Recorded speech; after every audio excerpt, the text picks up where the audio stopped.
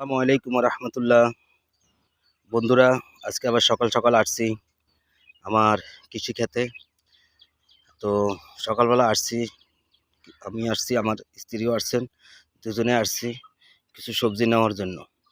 তো যাই হোক, কিছু আপনার ধুন্দুল নিছি ৬-৭টা, কিছু পালং পুঁই শাক উঠাইছি, আর হইলো শসা ছিল কয়টা কয়টা শসা নিয়েছি। তো আমার স্ত্রী আমাকে সবসময় বলে যে তুমি ভিডিও করো, মানুষকে উৎসাহিত করো যে গাছগাছালি লাগানোর জন্য, কিন্তু আমাকে কোনো কিছু করতে দাও না। তাই আমি বলছি ঠিক আছে, তুমি যেহেতু আমার সাথে আসো তো বলো তুমি কি করবা। বলছে আমার কলমির শাক খুব পছন্দ। তো উনি এই যে কলমির শাক একটু লাগাইছে, লাগায় বলছে যেটা তুমি সুন্দর করে পরিচর্যা করবা। উনি আইসা দেখে, তো আজকে আসছে, দেখছে, দেখে খুব খুশি হয়েছে, বলছে হালকা পাতলা কিছু সার দিয়ে দাও। তো যাই হোক, আমি আসছি সকালবেলা আইসা, এই যে দেখেন পানি দিছি, পানি টানি দেওয়ার পরে একটু হালকা পরিষ্কার করে পানি দিছি, পানি দিয়া তারপরে হালকা একটু সার দিয়ে দিছি। এই যে দেখেন, এটা হলো ইউরিয়া, একেবারে হালকা, মানে আপনার এটুকুর ভিতরে ধরেন মোটামুটি এই 10-15 গ্রাম হবে, মানে কোনো রকম এই আর কি।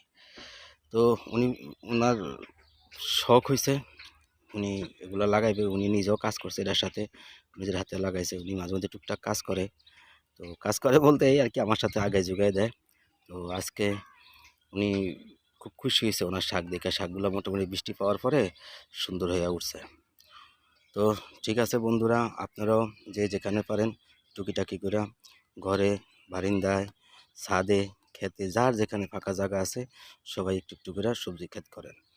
কারণ অথবা আপনার ফল গাছ করতে পারেন, অথবা ফুলের গাছ করতে পারেন, অথবা বনাজি গাছ, ওষুধি গাছ এগুলো করতে পারেন। যেটা আপনার ভালো লাগে সেটাই করেন, গাছ লাগান, সবাই গাছ লাগান। আর বিশেষ করে শাক সবজি এগুলো যে কোনো জায়গায় এখন করা যায়, আপনারা করতে পারেন। আলহামদুলিল্লাহ, আমাদের সবার জন্য ভালো হবে, আমাদের দেশের জন্য ভালো হবে।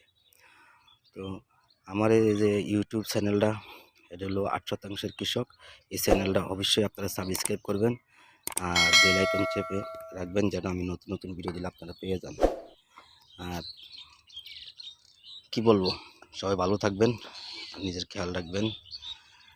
আজকের মতো রাখি, আল্লাহ হাফেজ।